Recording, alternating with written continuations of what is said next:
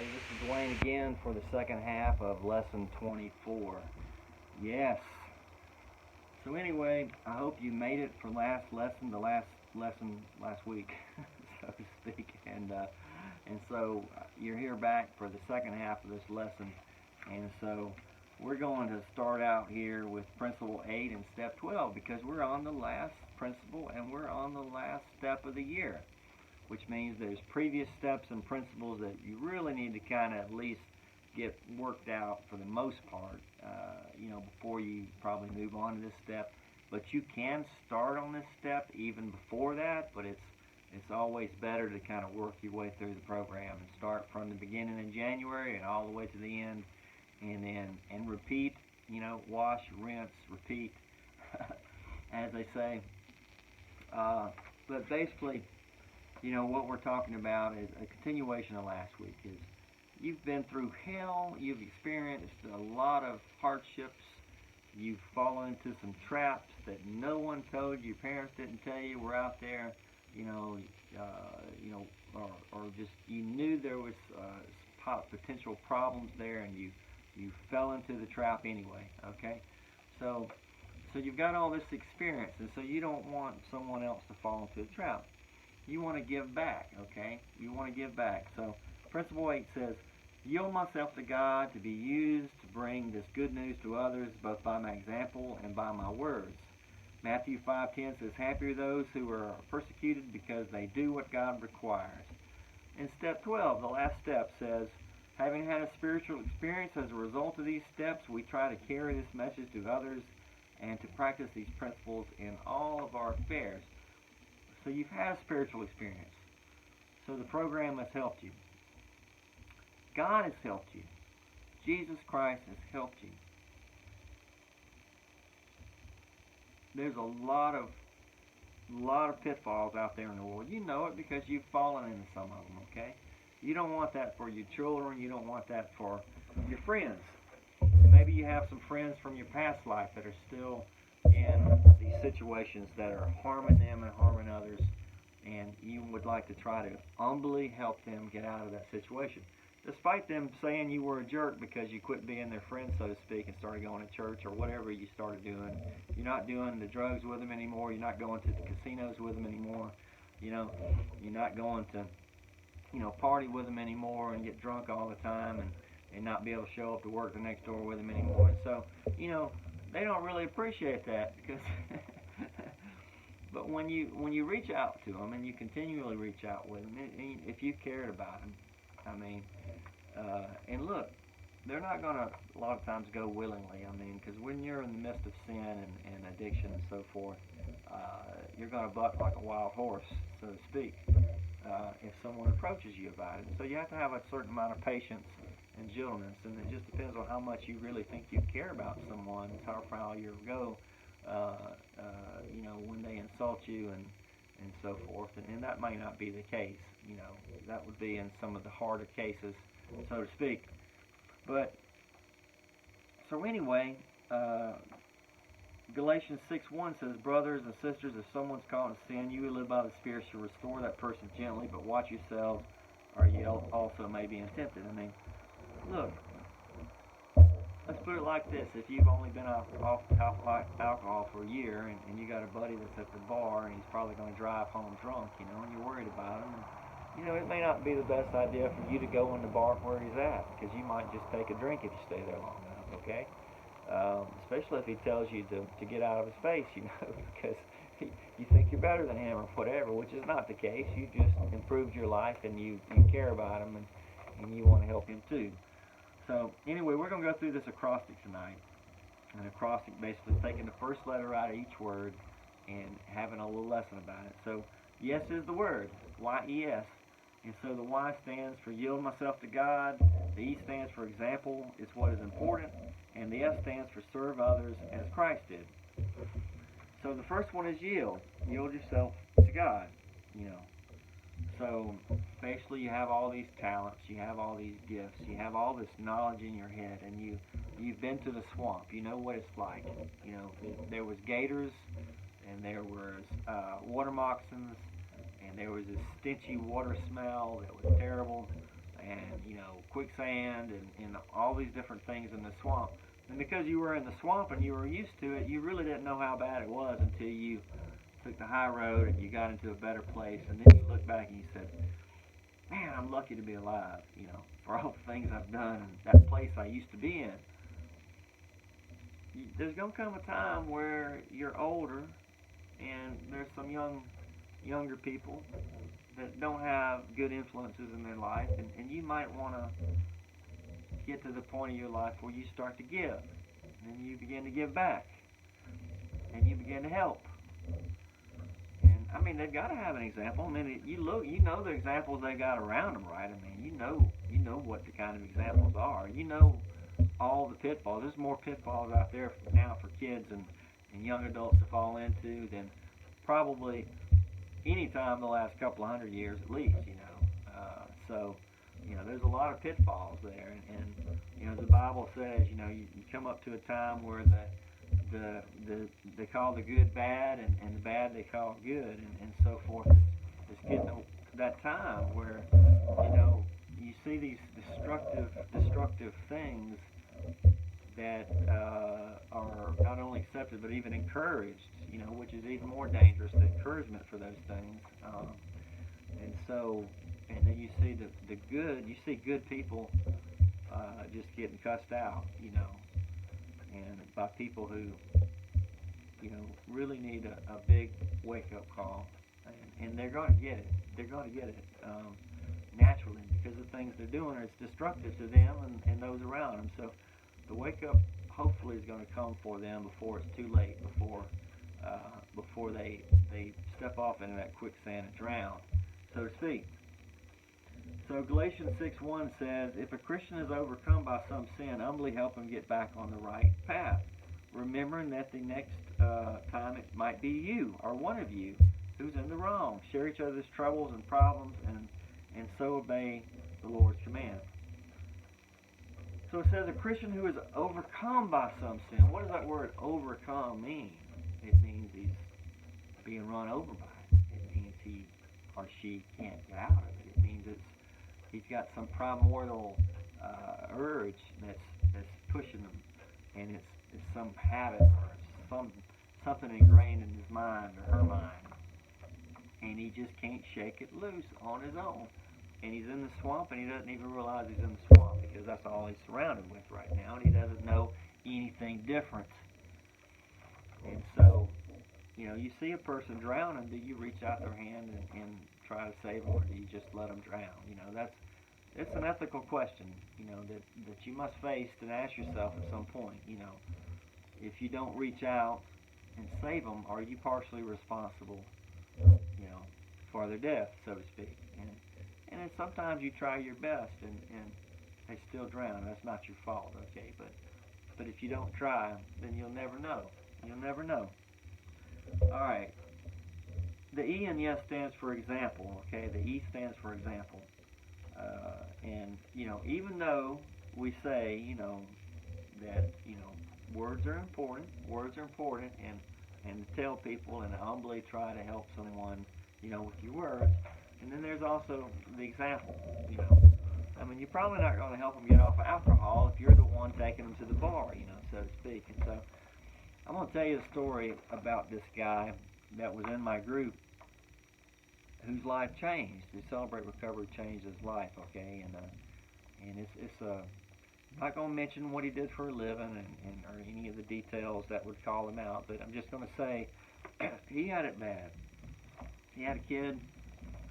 He had a wife. Maybe it was his girlfriend. His mother's, his child's mother, so to speak. They were living together, so I'm assuming they were married. Every day he'd go home, have the kid in the back seat. He'd stop by a gas station to get a 12-pack, go home, sit down in front of the TV, and drink everything and be completely drunk. Also had a little cocaine habit, okay? His wife had more than cocaine habits, okay? She was going out at night sometimes to meet other guys to turn a trick to get money for her habit, okay? He may or may not have known all about that. this goes back to my lesson on insanity. I talked about this a little bit more in detail. I'm not going to get into some of the things that happened to her, but let's just say that she was definitely in a swamp, okay, and she was definitely in quicksand. His life, he accepted Jesus Christ into his life, and he changed. And by example, he changed, not just to talk, but in the same gas station that he used to go home to get a case of beer every night, he would go home and he would get some juice for his kid, and then they would go to a park or somewhere, or go for a ride, and do some things. And here's the thing. He said this. He said, my life was like this. I want something better for my kid. Okay? I want something better for my kid. I don't want him to go through the things that I went through. And I'm repeating this pattern that my parents went through. So he changed his life, okay? He didn't want that. And his wife never came out to see her. She came out one time, but never went into the meeting. She was really, really, really in bad shape, okay? But this guy changed everything. And he continued going to the same work, and there would be some of the guys that knew him in his past life, and some of them were struggling themselves with different things, with drugs and different things, and they saw the change in his life. His whole demeanor was changed. Things were changed. Not just that he wasn't, they never saw him do some of the things he was doing before. But so then they started asking questions, you look different. You're acting different. I mean, what has changed? And he told them what changed. So it was not just what he said, but it was what he did, that made a difference. And he was slowly influencing other people, and he didn't even have to say anything, or didn't even have to approach them about it, But some people can see that someone's life is getting on track, and some of them know it. Some of them are so bad gone that they don't recognize it, and they even resent it. But either way, they still knew something had changed, whether or not they resented it or not, or whether or not they actually admired him for the change and saw that maybe he was making some improvements financially and as far as being more stability and having more security in his life. So you never know who you're going to change. You never know what's going to impact someone else, And so that's what I wanted to say by example, okay? All right, 1 Timothy 1:5 says, arouse the love that comes from a pure heart, a clear conscience, and a genuine faith. A pure heart, man, and a clear conscience, and a genuine faith. I mean, you sleep good at night, You sleep good. When you fall asleep, you're out. It's like, oh, man, you 1 minute later you sleep. You don't lay up all night worrying about so-and-so, or, whatever. A guilty conscience does a lot of things to people. I mean, and someone that's good, a guilty conscience, for someone that has done some bad things against someone else, man, they usually treat them terribly bad. I mean, and then they go around and they spread lies and rumors about them, because it's hard to face them because they know that person is innocent and they're the ones in the wrong. It's really a weird psychological thing when that kind of thing happens. But a pure heart, and none of our hearts will ever be completely pure, but it's certainly something to strive for, right? And we all want to sleep good at night, and so, and some of the things we do makes it incredibly hard to sleep good at night, and so anyway, so having a pure heart, is important. So the S in yes means serve. Okay, that's the third thing. The S in yes means serve. So John 13:14 says, and since I, the Lord and teacher, have washed your feet, and you ought to wash each other's feet, I have given you an example to follow. Do as I have done to you. That's John 13:14 through 15. Okay, now this is a concept that I need to explain a little bit, because I believe that, Jesus put this in there for a reason, and it's not the reason that, I used to think.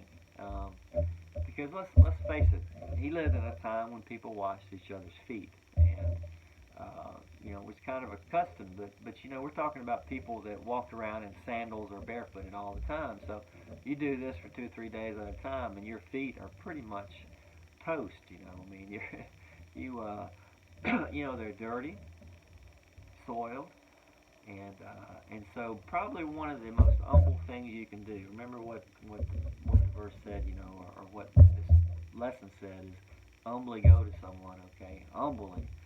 I mean, how humble is it to wash someone else's feet?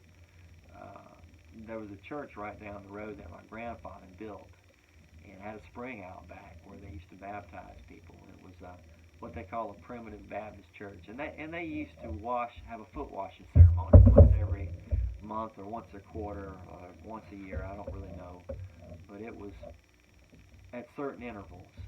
They would do a foot washing ceremony, and the men would wash the men's feet, and the women would wash the women's feet. I mean, you don't really want a man washing someone else's wife's feet, or someone else's wife washing someone else's husband's feet. That may not probably work out in the long run, kind of thing. So the guys would wash the guys' feet, and the women would wash the women's feet, and that was what they did. But what we're talking about here, as far as do what I do.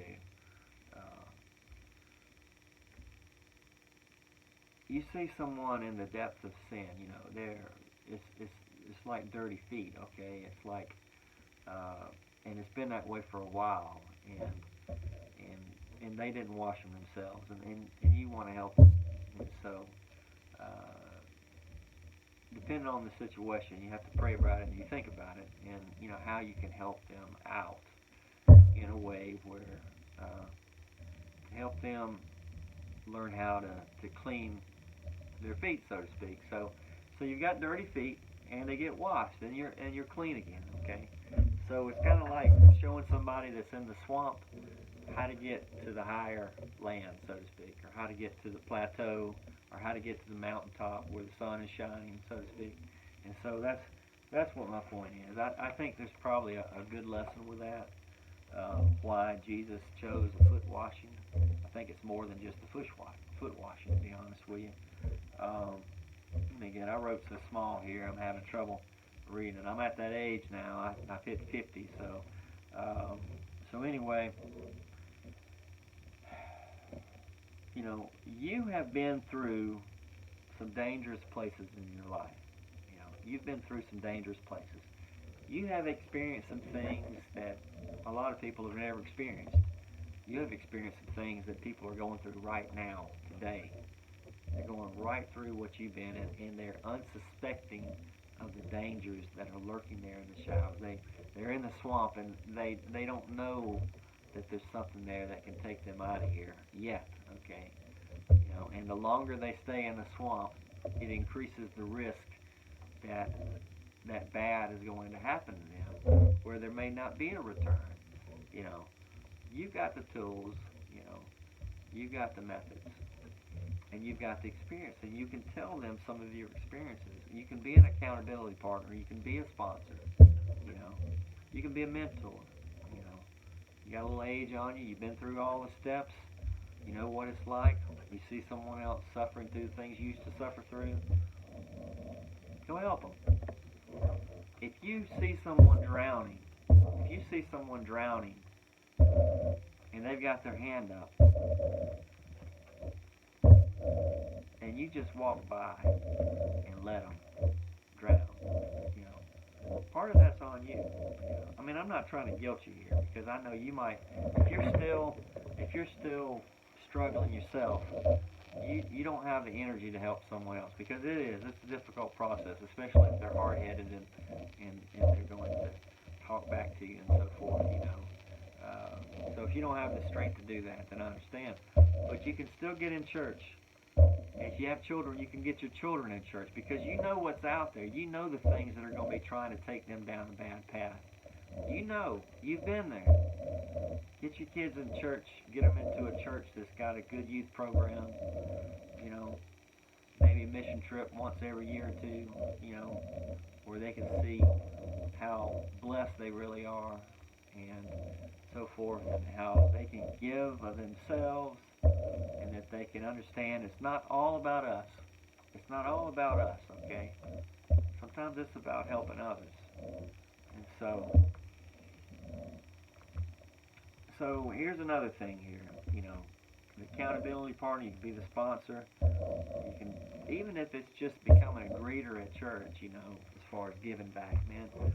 People are nervous sometimes about going to church. Maybe it's their first or second time, and maybe they went and they sat next to an old person that had just taken some pills or something and probably was groggy and didn't say hello to him or whatever, So, being there with a smile, asking them how they're doing and saying, thank you for coming, we're glad to see you, that might make them come back next time, or else encourage them to.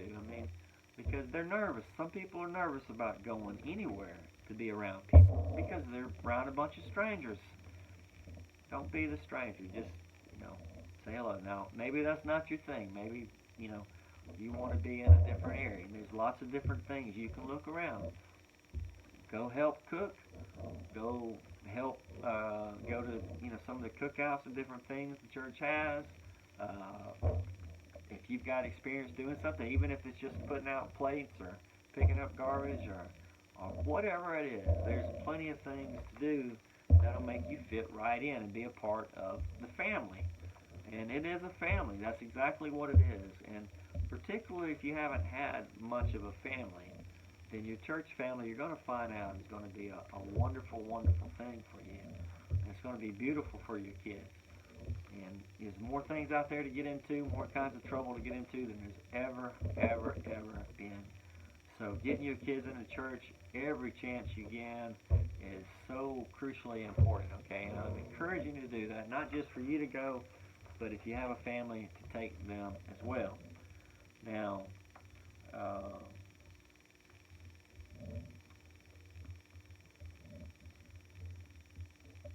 I can still remember, I'm going to give you the story, then I'm going to shut it down, okay? I remember being a young man in a new city, and a new wife and a new child were on the way, and the lady there at work, she her and her husband were big into a church, a local church, and they knew we had a baby on the way, and so how they got us in there was they invited us to come out to a little church event that they were having in the community center, and it was also, they had like a little baby shower for us there, and so it was kind of twofold. It got us out to introduce some people, or to meet some people in the church. We had a little baby shower, got a few presents, which was nice for a new family, and also, they had some volleyball nets set up, and, we were able to get out there and had some athletic, things going on, and there was a swimming pool for people who like that, and so, there were several things going on that were good for kids, good for adults, and so it just wasn't just the social aspect of it. It was other things as well. And the church paid for me to go to a Promise Keepers back then. I didn't have the money to go. I think it was $100. I can't remember. That was including food and transportation and everything. And it was really a wonderful, wonderful event, I have to say. And so, there's a lot of good people in church, and nobody's perfect now, don't get me wrong. Even Jesus said, no one is good, and if you say you're good and you're not a sinner, then you're really lying to yourself. The Bible even says that. Jesus has verse on that. But anyway, but there's also a lot of bad that's not in the church, okay? So you want to give your children and yourself the best opportunity, and you might as well be in church, and you can give back, and you can help, and that'll make you feel good about yourself, because then what can happen here is, because all those bad things that happen to you, that the bad things that you did, the bad things that others did to you, the struggles you've had, that you've overcome, all those things don't have to be bad luggage.